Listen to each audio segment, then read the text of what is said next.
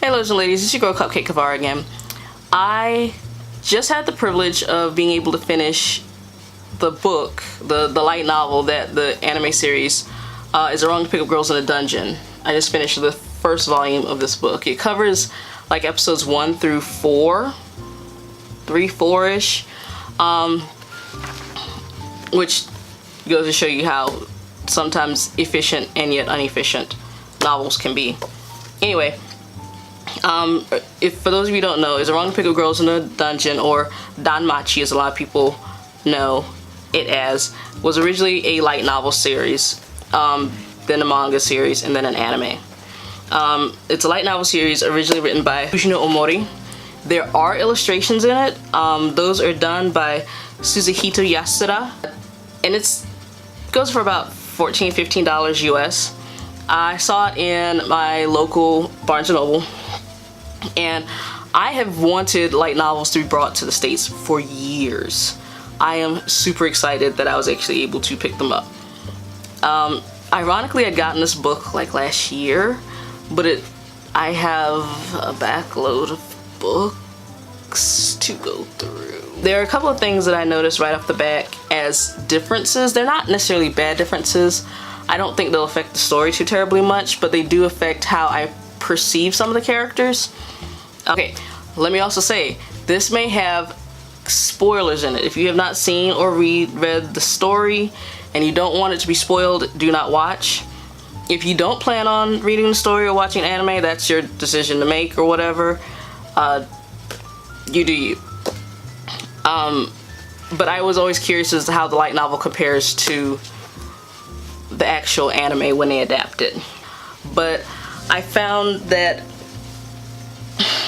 Hestia was the main difference. Freya as well, and not necessarily in overt ways, in more subtle ways. So in the book, Hestia reads like someone who is well over 1,000 years old and is just doing this because she is bored, which is basically what they sort of imply throughout the entire book series. She's not quite as obsessive over Belle, or at least she doesn't read as such. She is clingy, but that makes sense because he's the only member of her familia. Freya isn't as crazy obsessed. She is obsessed. It's still creepy, but it's kind of like that I watch your house creepy versus the I've locked him in the basement type of creepy. That they're both extreme, but it's just how different of extremes. What was most interesting to me though is I have just recently started the second one. I have not finished it, but in the second one, the very beginning starts at like the beginning of episode 4, where he's telling Aina-san that he can go down to a level that she feels that he should not be able to go to. Well, in the book, they explicitly tell you that familias and their members are supposed to keep their ranks secret. No one is supposed to know that except the goddess and themselves, and maybe a select few.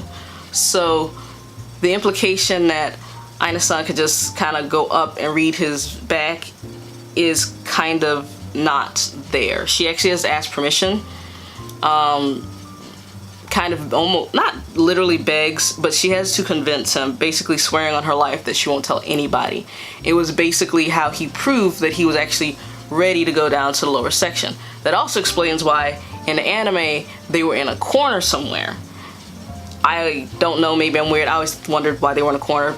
The book kind of explains why they're in a corner. You're not supposed to show your rank. And it also explains later on in the book when he's fighting the Minotaur why, you know, they're saying we're just gonna go look at his stats like that, because it is literally the rule of familias. You don't tell people, you could tell them your level, but you can't tell them like your exact rank. They have not explained yet why that is. We just know that that is the rule. There is some implications that there has been some familia infighting maybe about 20-30 years prior to this, and that's probably why that you don't have that's the rule now. But either way, it's weird to me that they left that out of the anime, that considering it's like a major rule in the book. At least I don't recall the anime mentioning that, and I just recently watched the anime again before I started the book. And I'm going to end out with Belle. Belle was pretty much the same. They did a really good job of maintaining how he's presented in the book. The only difference is as he starts to level up, and it's not just due to experience, because you got to remember, this is like 2 weeks. He has not, you know, been doing this for like months and months and months. This is like the span of like 2-3 weeks that he's leveling up between like 1, 2, and 3. So in the book, you actually start to see a shift in his mind, because the book can describe how someone is thinking. In an anime, and this is true of movies too, whenever they adapt a book to a movie, they have to change how it's presented. And it's harder sometimes to show than it is to tell, just like sometimes it's harder to tell than it is to show. They each have their strengths and weaknesses. And in this case, I think it may have been a little bit of a weakness, because in this book, after he had been insulted, you started to see his mind start to shift. That shift was more of a calm. It was almost like a battle calmness that comes over him when he fights now. He does freak out. It's not an always thing, but it only seems to really kick in when he's by himself at the moment. I'm obviously sure that will change, considering there are 14 volumes of this out. So I'm actually kind of excited to see where the anime is going to go whenever it comes out again. I know there's the second season, and I know there is a movie, considering this was 3 to 4 episodes by itself. And this one covers Lily and his pseudo impromptu kinda not really date with Aina-san. But yeah, there's a lot of material, so their lack of production could imply that something's going on with the animation company or the rights, or, you know, there's something else going on. It's not for lack of material or anything like that. That said, if you like reading, I do suggest these. Sometimes they're hard to find, not because they're not producing them, but because sometimes, like when I go into bookstores, you'll only find like volume 10 and 13. I will probably go to ebook format from now on. I mean, I have an ebook version of Black Bullet. It reads really well. So I would probably just from now on, after these two, just go ebook route to purchase them. If you are interested in a hard copy, I'll put a link in the description below. But if you like reading, you love anime, and maybe you want to give it a go, I do suggest a very interesting writing style. And it has they use a lot of onomatopoeias when they write, which is very unique. It's very succinct, but strangely verbose. I wonder if that's because it was a translation. I can't speak to the quality of the translation because I don't read Japanese that well, but so far it seems really well studied. But there's very few places where I kind of looked at it and was like, that was weird.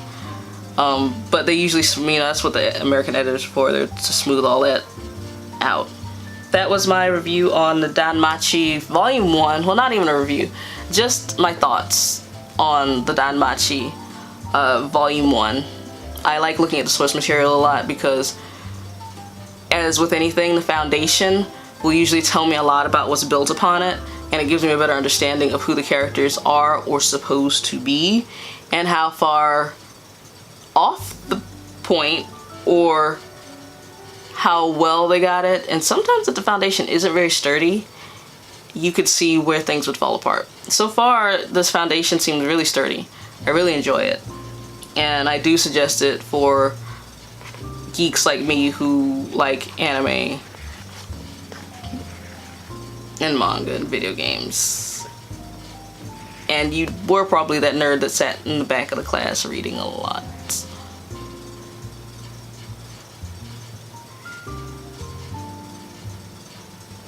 Sorry.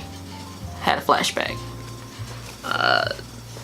Middle school was something else. I'll talk to you lords and ladies later.